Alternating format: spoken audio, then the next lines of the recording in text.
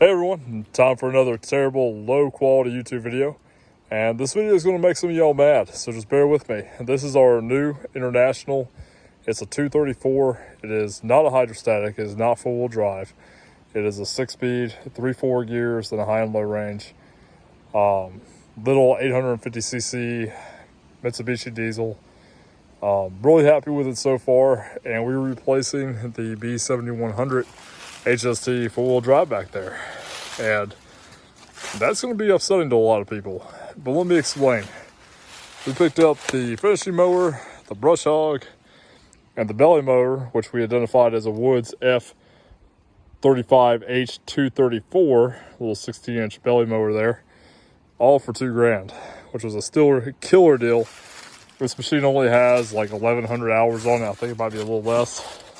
Sorry, 1,200 hours on it, compared to the Kubota, which has about 2,600 hours on it now.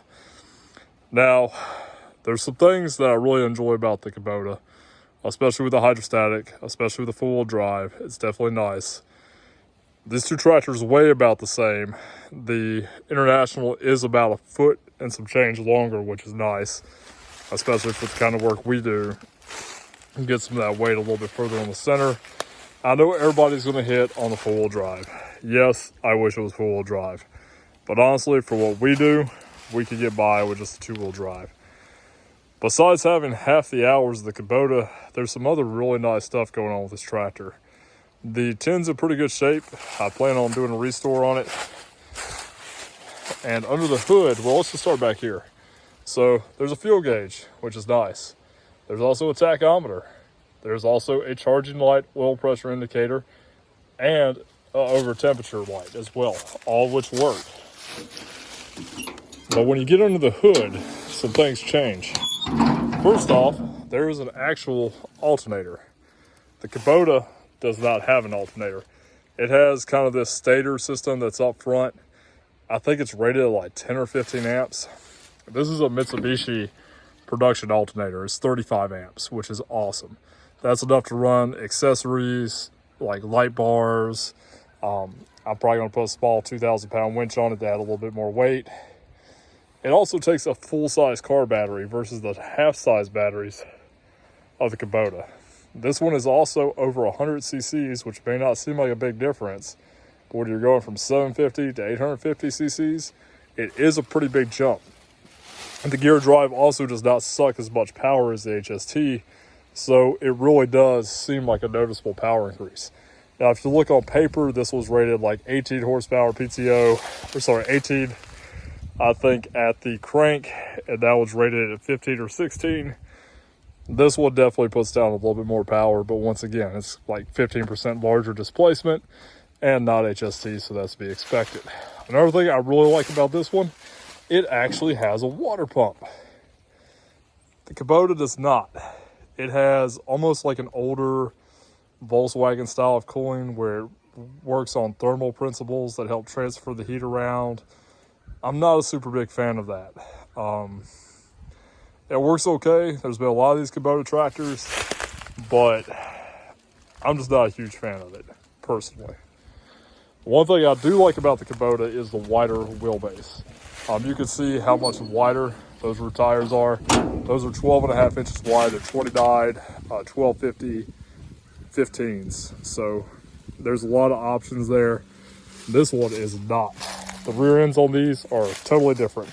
These tires are only about 8 inches wide, and of course the Kubota is all the way out here.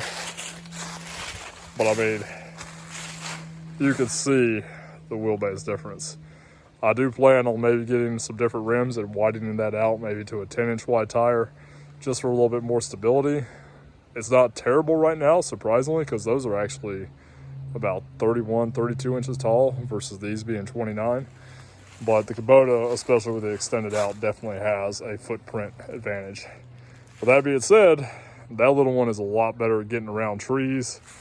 As you can see, we have a lot of them. We try to keep all the mature trees here, and we mow around a lot of this. So the handling on that one's better as far as the International goes. It definitely gets into spaces a little bit easier, which I like. And really, I'm really excited to have this one here. It's just a cool part of history.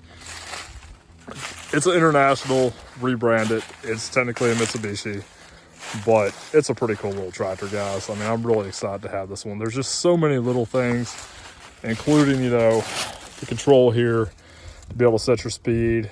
Just having a tachometer and knowing I'm at the right RPM to run my PTO. Just really cool machine. Another thing, the Kubota is completely mechanical shut off on the injection pump. This one is not. It actually has a solenoid. Here, click there.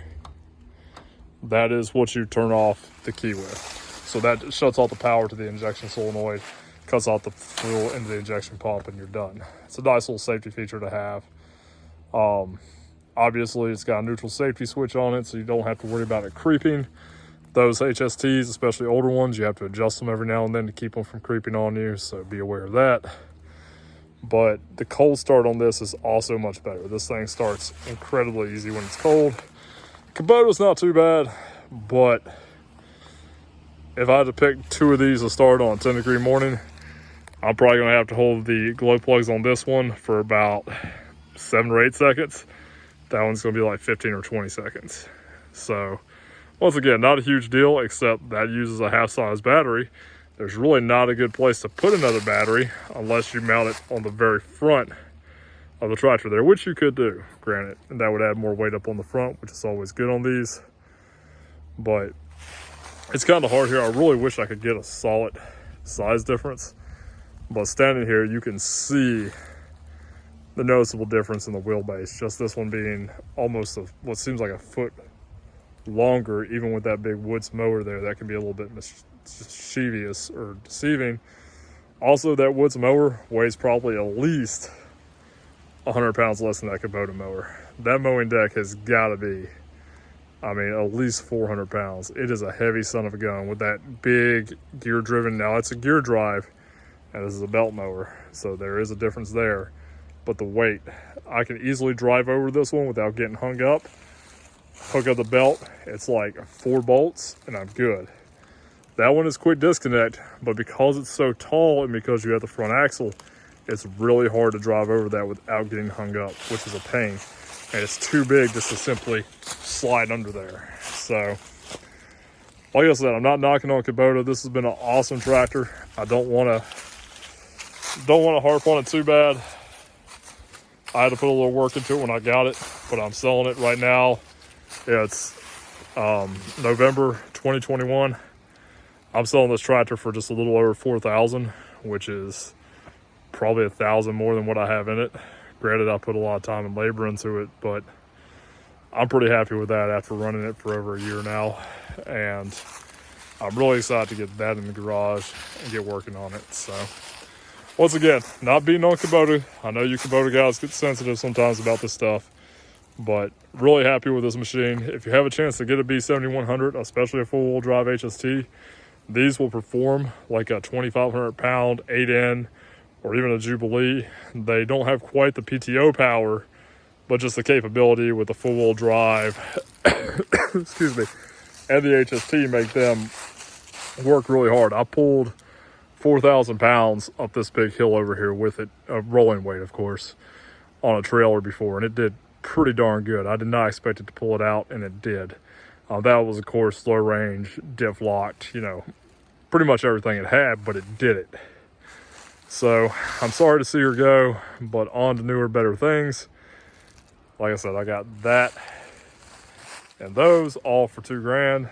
I'm selling this for $4,000, and we're going to spend that money and put a little bit of that back into our business. So hopefully more to come. We've got some exciting stuff coming, some more diesel projects. I'm doing a lot more diesel work now. So we'll hopefully be following with you guys, and you'll be coming along with me. So as always, guys, please like, share, and subscribe if you like these videos. I can't believe we've got almost 500 subscribers now. That's phenomenal. Really, I make these videos to kind of help people out. This is just my opinion, so please take it for what it is. As always, guys, be safe and all the way.